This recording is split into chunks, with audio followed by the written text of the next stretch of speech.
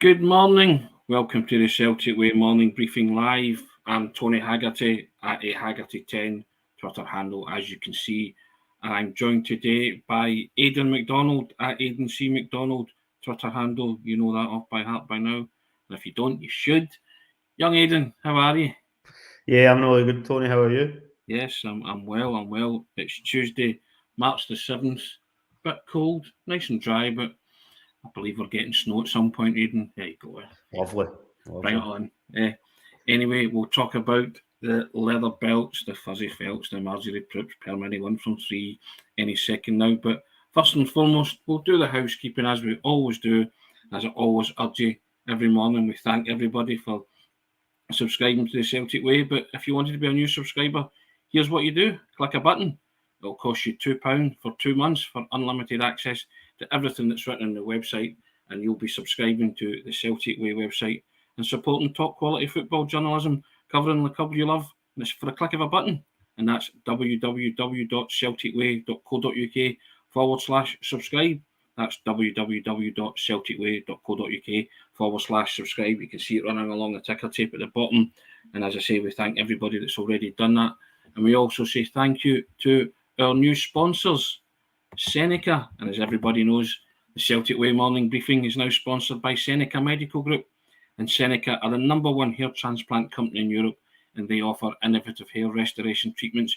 And you can find out more about SENECA via the links in the description of this video. Now, Aidan, you were absent yesterday, so I wanted to come to you first and foremost and get your thoughts on Celtic's 5-1 victory in Paisley against 10-man St Mirren, who had Charles Dunn sent off. They took the lead with a Mark O'Hara penalty, 1-0 half-time, but Celtic hit them with a 5-goal blitz. Second half, could have had a penalty of their own with Kyogo in the incident with Charles Dunn. But what was your overall thoughts, Aidan? Were you impressed with Celtic, the way they came back into that one?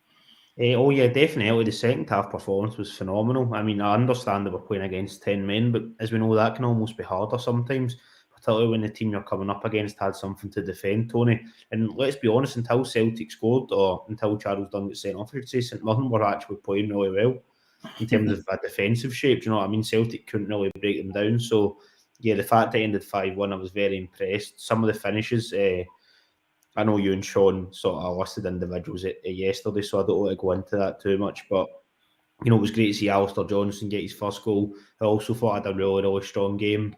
Liel Abada off the bench, sort of showing again why he's sort of chomping at the bit, I should say, to get a starting place, because he's been phenomenal. Really, when he's been coming off the bench recently, his sort of application, what he's been given, has been sensational. So, yeah, that was sort of two that stood out to me. It was good to see Matt O'Reilly get another goal as well, because I know he hasn't scored a lot this season. But overall, it was positive, particularly given the first half, which probably like a lot of people, I wasn't, really, really frustrated with it, because I did think, this team, anytime they've had the back against the wall domestically, they usually do come out and provide something. The exception really being the earlier St Mirren game this season.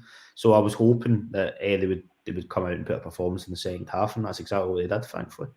Don't tell lies, Aidan. You were buying into the hoodoo with the grey strip and won that at half time and denied a penalty when Kyogo went down, and you were thinking, oh no, like quite a lot of them were on Twitter and social media. No, I agree. I thought Celtic were very clinical and professional, but lots of people say the sending off changed the game. I beg to differ. I think the introduction of Liel Abada, and ironically enough, I thought Celtic could have substituted either of their wingers or both at half-time, Jota and Maeda. I thought for Haksabanovic and Abada, but as it turns out, Jota gets the most important goal that started the comeback. You hear a phrase for it in Spanish, which I can't remember it off my head, but it's on the website today in the Q&A. You can have a look at that. He says it in Spanish for some reason, but there you go. Despite the fact he's Portuguese, which I found a bit strange, but there you have it. But no, I was impressed by Abada. We spoke about that at length yesterday and various others, but yeah, I guess that's why Jota stays on the pitch, because he did well to score the goal and jab the foot out and just prod it home, Yeah, actually ended up being a very good finish. Like, the first time we seen it on the TV, I don't know how clear it was when you were at the game, Tony, but when I first seen it on the TV, I was like, very scrappy goal, but you just take it. But then you actually see the replay, the cameras went, right inside the box, and it's a phenomenal finish, really, because he sort of whips it at an angle through the goalkeeper's legs. Whether or not he meant to put it through the goalkeeper's legs, I don't know. But regardless, it was a very good finish and a very important goal, which does show you, even when Jota's maybe not playing that well, it can still pop up with a big moment like that. It's the presence of mind, Aidan, to actually say he's on the ground and the ball's there to be won, and to actually, as I say, stab it towards the goal, knowing that a decent contact puts it in the net. But from the angle he was at, it was quite astonishing. In real time, when I watched it, I wasn't actually sure how it had gone in. A couple of guys beside me were thinking it was maybe an own goal as well, or something, because it was just a kind of sea of legs. But yeah, it was when I saw it back, one of the guys had the replay back, and I looked at it and I thought he's done really well there. So what do I know? I would have taken him off at half time, maybe, but the manager keeps him on, and I guess that's why he keeps him on, because he can provide those moments, can't he? And that was the most important goal for Celtic. Once they got that one, I think the result wasn't really going to be in any doubt after that. You mentioned Dallas or Johnson. People try to take his goal off him. I'm saying it was a handball, yada, yada, yada. It doesn't really matter, does it? It's been given, and that's it. But we move on to Wednesday, Aidan, and we'll preview that in greater depth tomorrow. But Hearts, first of a double-header against Hearts, Premiership game on Wednesday night, Celtic Park, and then the Scottish Cup quarter-final at Tynecastle. That is going to be an absolute rip-snorter, isn't it? A rip-snorter? Yep, a rip-snorter. It's going to be an absolute beauty, I think. Yeah, I think it is. No, it's going to be a big game, Tony, as is obviously this game on Wednesday. It's a really big week for Celtic, as we sort of, every game is massive at this stage of the season, isn't it? But yeah, I think psychologically we can get another win on Wednesday. Obviously, it's one of those sort of kind of rare midweek occasions. Celtic and Rangers both playing on the same night against the two Edinburgh clubs, actually, funny enough. So there's always a wee bit of an edge there. And then at the weekend, the Scottish Cup game, which is massive, isn't it? It's probably like one of the biggest, if not the biggest game left this season, really, the way it's going at the moment, obviously, because you don't know how far you're going to get in that competition. But yeah, it's a big week and I'm looking forward to it. Now, we don't want to give too much away because you and I will be putting in our predicted 11s for the newsletter for today. But any spoiler alerts, Aidan, or are you keeping clear of that? Or are you just keeping your powder dry on that one? But do you think Ange will use this one to rotate certain members of the squad and then revert to type on Sunday and play a strongest team as possible? Maybe I'm thinking the team that started the cup final, that kind of thing, but maybe use the Wednesday game. Or are you of the opinion that just play the strongest team? It's not the time to be rotating guys, especially with, I mean, Ange doesn't particularly like using the word momentum, but they've got something going just now. You know, they're playing really well. So obviously I don't want to give too many spoilers away from my team because it will probably be something we're discussing tomorrow, like you say, but I don't think there'll be a lot of changes, is what I would say, Tony. I think really is, I know there's 2 games this week, obviously. Yep. Or, well, technically 3 games in a week, I suppose, if you're taking it from the Sunday almost through the Saturday, but I think he's not going to want to tweak it too much, really, at this time in the season, because with the exception of this week, it is mostly sort of thinning out the fixtures in terms of one game. So the players have usually get 20 recovery time. So I think there'll be the odd change without going into it too much. But I don't think we're going to see sort of a lot of rotation, maybe like 3, 4, 5 bodies that you were maybe seeing sort of in the run up to the winter break, or the World Cup break, I should say. And then after that as well, I think it will be quite similar probably. Guys, get your questions coming in the comment section. Aidan, flick them up and we'll endeavour to answer them. Have a wee Q&A session as well. Who would you like to see? Rotating league at Celtic Park is a must. We have a 10-point gap. The cup is most important game by a mile, says Beach Boys. Well, that kind of entered into my head. That's what I was thinking. And in terms of rotation, I mean like maybe a couple of players. I'm not talking wholesale changes as you just touched upon there, Aidan. I don't see 4 or 5, but maybe a couple. I'm thinking Liel Abada maybe coming in for Maeda, possibly Haksabanovic even coming in for Jota or something like that. And maybe the return of Anthony Ralston just to get him some game time. I'm thinking those off the top of my head, but I'm not necessarily saying they're spoilers because I still I've not got a clue who I'm going to put in my team, but I'll need to put my head to it at some point. But are these the things that you'll be thinking, or the contributors thinking, or the commenters thinking? Throw your suggestions in there, guys, and let me know. But that was a kind of 3. Tony Ralston, Derek Smith saying that's a big one. And I know Alistair Johnson has been playing well, but he's been asked to do a lot, Aidan, recently, hasn't he? and played a lot of football. So, and I know Ange likes to rotate people and just give them a rest and dip them in and out, but Steve J, I'd like to see Haxer rotated in, bring Maida on as a sub. Stephen J, without too much of a spoiler, I would like, I like Haksabanovic. I just want to see more of him. No chance will he rotate. Sorry, who was that? Brian Robertson? Oh, he rotated just that. Fair enough. I think he was talking about Maida. I think he thinks he'll Maida. And I could be wrong there. I could be wrong, but okay, Brian, you want to let us know? But Tony Nelson, Aidan, does he come into your thoughts? I know he came into Sean's thoughts for Sunday there. Yeah, to be honest, like he does, but my only thing is Alistair Johnson's playing so well. I understand there's plenty of football to be played, but he's in such a good run at the moment. Although you make a good point about the amount of minutes. I mean, since he made his debut at Ibrox, he's played every game and every minute of those games, I believe, except for the semi-final against St Johnstone where Juranovic came in, which is probably just because Johnson had a sort of month or so where he wasn't playing football and he was maybe just getting eased in.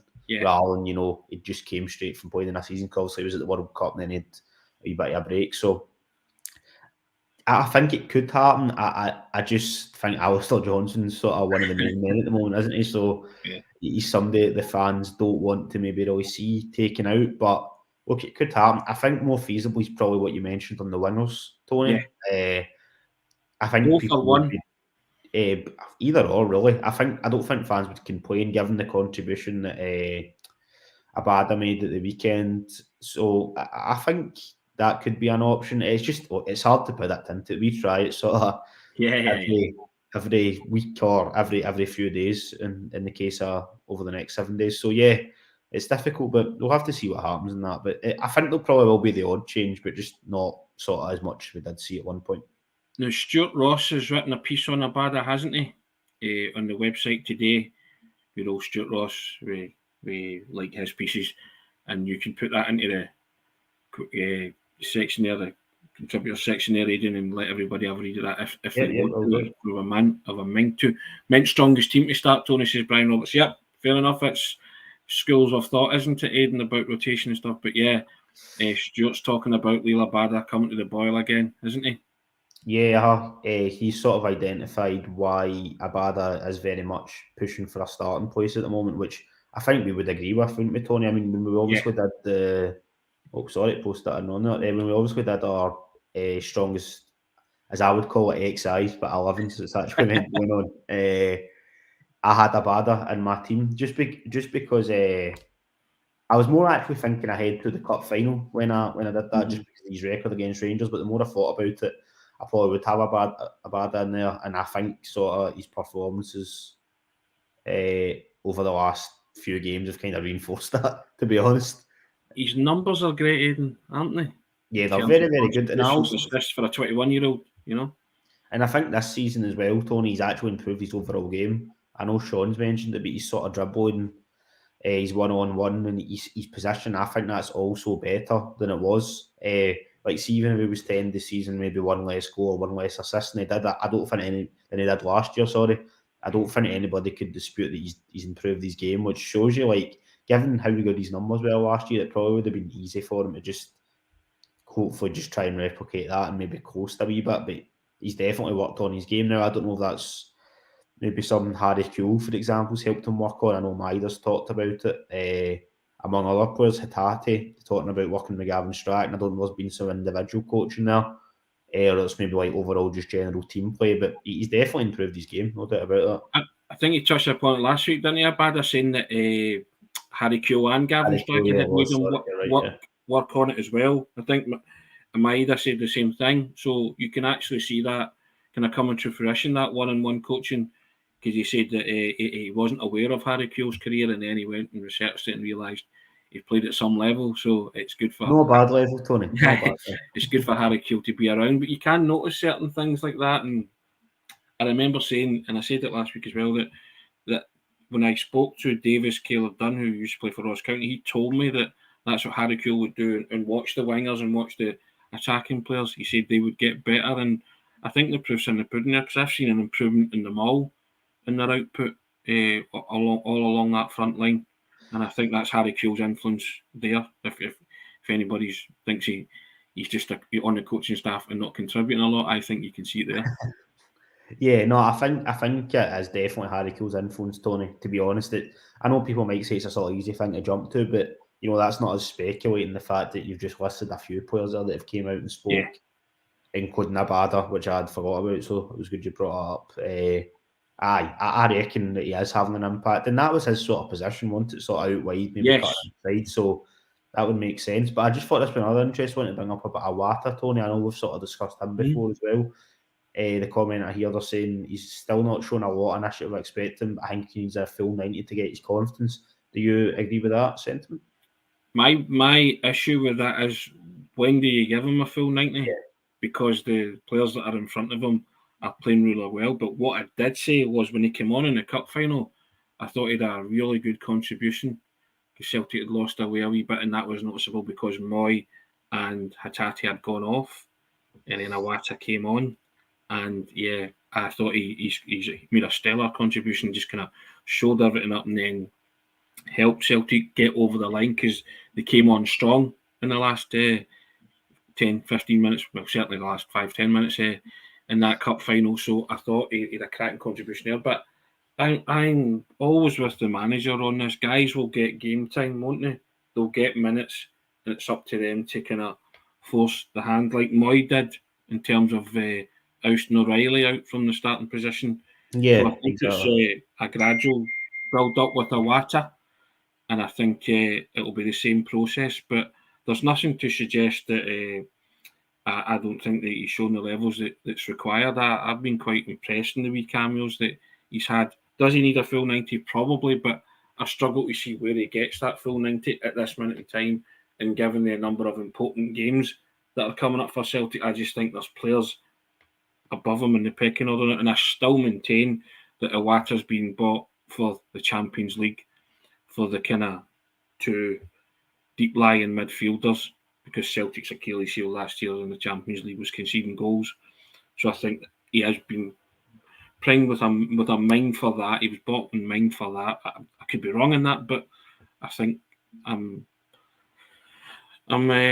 erring towards that, because I think that's maybe what the manager has in store and plans for him, because he's been brought in for a reason, and we maybe not have seen enough of him per se right now, but I think we will gradually see his minutes increasing.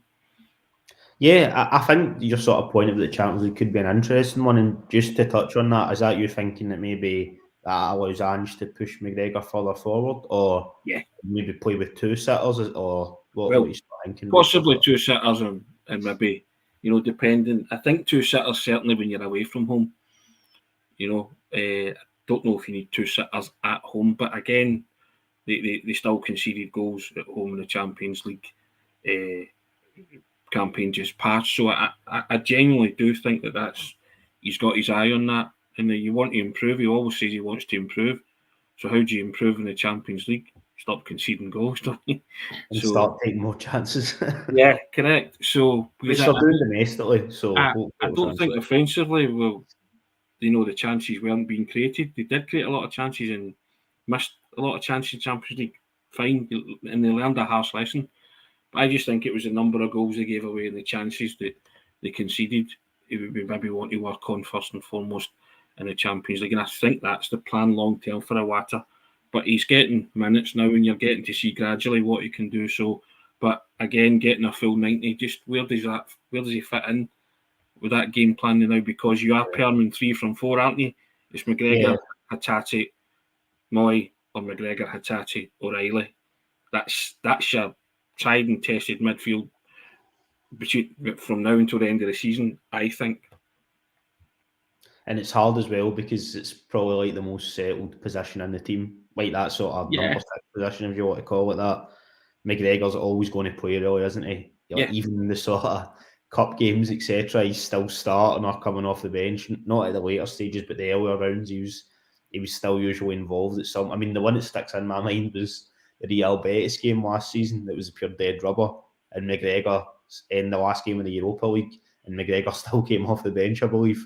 Yeah. So he's always kind of involved. So Iwata's maybe a wee bit unlucky to that extent. But you need a strong squad across the season, and I think the next campaign, hopefully he's going to have a chance to sort of burst into life. Because I agree with you, the sort of short cameras that he's had during the cup final as well, even though he didn't have a lot to do, you could argue, because it was sort of getting to the stage that Rangers were kind of dipping out the game a bit, and Celtic had a sort of relatively comfortable, and maybe didn't feel at the time watching it, but when you watch the whole game back, a kind of relatively comfortable last sort of 8 to 10 minutes, really.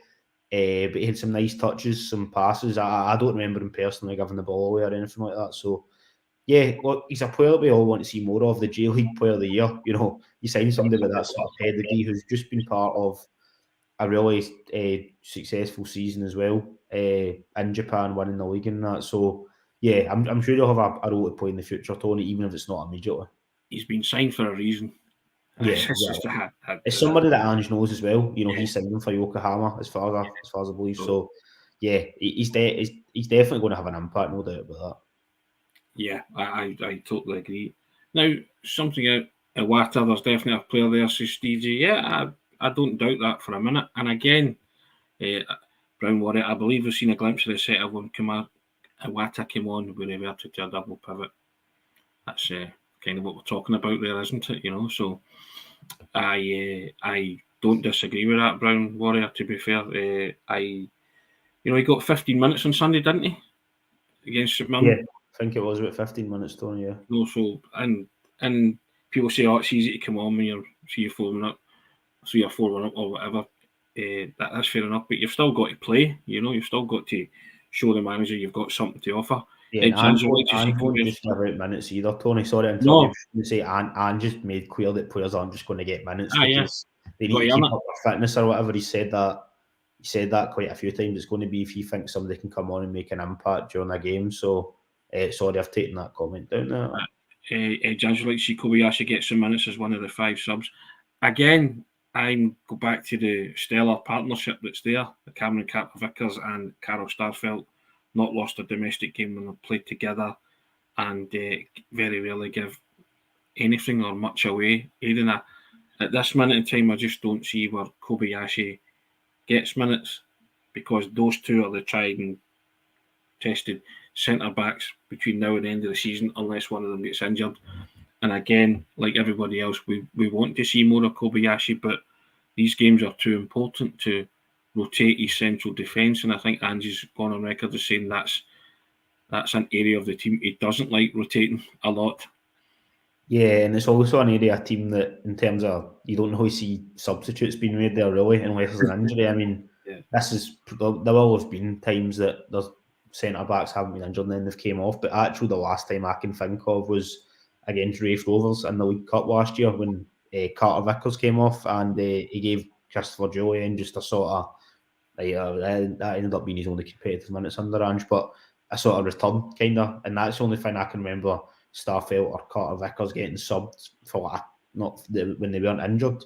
I know both of them have had to go off in games with Knox before, but there probably has been another one in there and I've just forgotten about it, but it's not really. So basically, it's a long-winded way of me saying if Kobayashi isn't starting a game and there's not an injury, Tony, it's unlikely in that match he's going to come on at the moment, I would say. Yeah, I agree with that completely. And again, I think everybody wants to see what he's got to offer, but they would not put him in at the expense of Carol Starfelt or Cameron Carter-Vickers at this moment in time, would they? No, I don't think so. It's been such a successful partnership. You know, they're coming off winning yet another trophy together. And I think we can both agree they were pretty solid in that League Cup final as well. Yep. I know Morelos did score, but I don't really think any one of them was to blame for that. So yeah, you just can't replace it.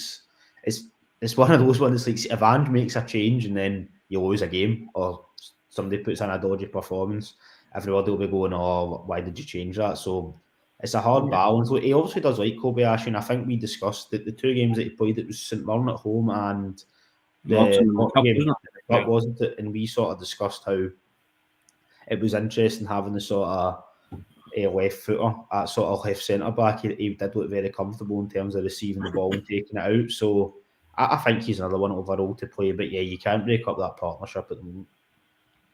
Now, something else that we spoke about off air before we came on, Aidan, was there's going to be a night at Celtic Park, isn't there, for Scott Brown? The Hydro is. Sorry, the Hydro.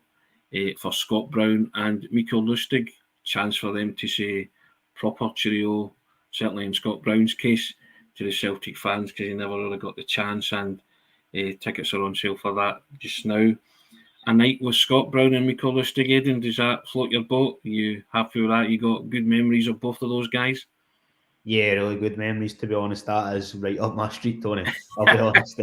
I've not bought a ticket yet, but it's definitely something that That's your era. Can I say that for once and be confident about that? Yeah. Yeah, I would say so. Pretty much that sort of run. I know obviously Celtic won the quadruple treble, but it was Lustig. He obviously left before that sort of last season of that. So yeah, they won was it 9, 8 or 9? I always forget what year Lustig joined, but it was at least 7 or 8 titles in there in a row. 3 trebles in a row, sort of played in the Champions League together. Sort of they've both been there and done it all really as Celtic players. Lustig obviously did kind of ideally, he got the perfect farewell, didn't he? Sort of providing the assist for Eduard in that 2019 Cup final, that sort of bizarre header that it was like dead far out, somehow it went all the way through. I don't think he exactly meant it, but look, you'd be claiming it regardless. Yeah, he had a sort of proper farewell, but for Brown it'll be really nice because we don't want to go into it, but we know it probably didn't end, and he's admitted that himself. It didn't end as he wanted it to. So the fact the fans will get to see him properly, and it should be a good night, no doubt about that. And your own personal memories of the two of them, there's probably too many, isn't there? Yeah, we could do a whole podcast on that, Tony. In terms of Lustig, well, it's kind of all the stereotypical ones, but obviously his goal against Rangers at Ibrox, where he suddenly turned into like the second coming of Lionel Messi. I don't know how. I never seen him dribble like that his whole Celtic career. Really, that's the thing I used to be critical of him for. But that was a brilliant goal. Obviously, you know, the police hat, when he put the police hat on his head in the 5-0 game.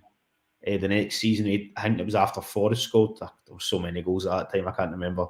And Brown, you take your pick with Brown, really. I guess probably the stereotypical one, once again, is his goal against Rangers at Ibrox to sort of force a replay and the celebration that came with that. But yes, so many good memories. And I think and the one down at Kilmarnock as well. Yeah, of course. Scott Brown won the league at Rugby Park. How could I forget about that? Yeah, so many good memories sort of for people of all ages, really. But I think for my generation, maybe even a wee bit older than myself, sort of Scott Brown in particular is one of the iconic Celtic figures. And I don't want to turn it into too much of a Scott Brown thing because a lot's been said about him, much better than I can say it. But I think the way he turned his career around when Brendan Rodgers came in, Tony, you know, it's hard to maybe remember back now given the success he went on to have. But that sort of semi-final against Rangers in 2016, a lot of people were saying that was Scott Brown finished after that. And the way he was able to sort of develop his game and become a bit more defensive rather than that sort of box-to-box midfielder under Rodgers was phenomenal. And even to be fair, that first season when he came back as well, that it started with COVID, Scott Brown played really well then. So yeah, it'll be a good opportunity to, as it's been phrased by the club, say a proper goodbye to him. I love the friendship that the two of them had. Yeah. The two of them seem to have really bonded, but the two of them seem to have a really good laugh. And the pair of them were kind of forces of nature in that dressing room by the looks of it and sounds of it. So, and the two of them were really, really tight. So I always see when you've got players like that, kind of making you laugh off the park, driving forces on it. I think they are stellar examples of what the football club's all about. And I refer you to the moniker that Scott Brown left with. He's kind of epitaph at Celtic, if you want to say, was captain, leader, legend. I don't think compliments come much higher than that, which is why I've admired the way Callum McGregor has stepped into the captain's in the armband, because he replaced a guy who was, you know, those three words summed up his Celtic career: captain, leader, legend. And it's kind of that old phrase, it's like being handed the mic by Frank Sinatra as you got to sing karaoke type thing. But McGregor's embraced that and made that role his own, and that's what I like about him.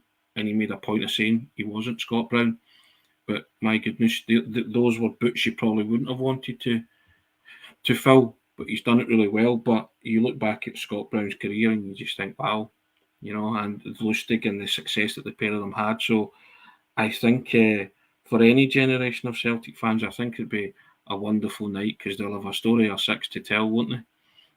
Yeah, I'd imagine the stories will be quite good, as usual are these things, Tony, but particularly that they're all quite recent, aren't they? I mean, Yeah. you'd imagine there'll be plenty of stories from sort of the Invincible season. I was going to even say the Invincible era there, but you know what I mean. Across those sort of 3 trebles, they all sort of bleed into one, don't they? There was so many of them. But yeah, there'll be plenty of good stories. And I've seen some people just asking about the details there. It's Thursday, the 25th of May. And tickets, I believe, are available from the Hydro website. I think if you go on there, and proceeds are going to the foundation from the event as well. Tony, I did a news hit on it yesterday. So 25th of May, Aidan, a date synonymous with every Celtic supporter, eh? I wonder why they chose that one, eh? I was going to say, it may or may not be deliberate, Tony, but we'll just leave that to imagination. Indeed. Now, guys, we will preview the Celtic Hearts game tomorrow. Scottish Premiership, Celtic still 9 points ahead, hoping to keep that way, Aidan, or even extend it possibly, because both sides are playing. Both Glasgow sides are taking on the Edinburgh sides, a double header. So yeah, we'll see what happens. But certainly Celtic are hoping to at least be 9 points clear at the top by close of business tomorrow night. And as I say, we'll have a look at that game in depth tomorrow. We'll go away and try and predict a starting 11, Aidan, put it into the newsletter for today. And if you receive the newsletter and you subscribe, you'll get that in your inboxes. But 5 o'clock normally, isn't it, Aidan? Something like that. Yeah, 5. It'll be 5 p.m. Obviously, we'll sort of preempt it based off what Ange says at his presser. Hoping that it doesn't destroy all the plans, but yeah, all being well, it'll be fine. All being well, best laid plans and all that. But thanks for your contributions again today, guys. Really appreciate it. And as I urge you to every day, subscribe to the Celtic Way website and support top quality football journalism covering the club you love. And it'll cost you £2 for 2 months of unlimited access to everything that's written on the website. It's all for a click of a button. www.celticway.co.uk/subscribe. That's www.celticway.co.uk/subscribe. And we also say thank you to SENECA. And SENECA, the Celtic Way morning briefing, is now sponsored by SENECA Medical Group. And SENECA are the #1 hair transplant company in Europe, and they offer innovative hair restoration treatments. And you can find out more about SENECA via the links in the description of this video. Thank you, guys. Appreciate it. Aidan, first class contribution today, as always. Have a terrific Tuesday. We'll see you for hopefully a wonderful Wednesday. Result dependent and all that, Aidan, isn't it? I always say that. But guys, thanks for your time. Appreciate it. All right. Take care. Cheers, guys.